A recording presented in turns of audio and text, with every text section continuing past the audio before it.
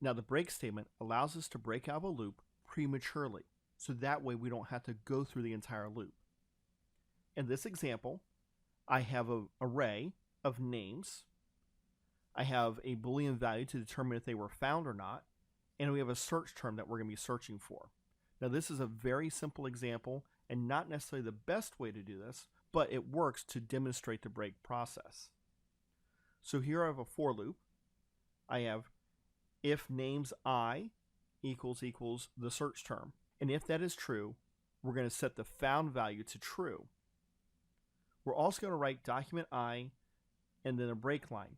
That way we can see how many times we iterate. And you see that we go through 0 through 8, so for 9 total values.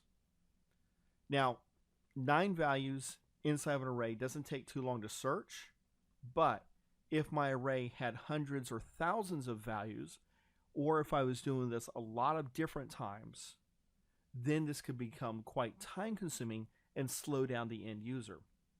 So what we want to do is if we find the name, after we say found equals true, we're going to simply put break. And break is going to exit us from this for loop. So here I say that we found Sue. And you see it only wrote the first value, the first number.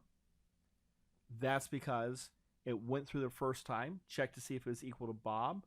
Bob was not there, so it writes document.write.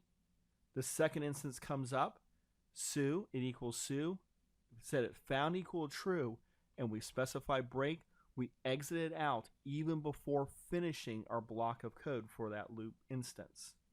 So if the code that we need for our loop is either long and or if we're going to be going over a lot of different instances, this can dramatically speed up the process for the end user.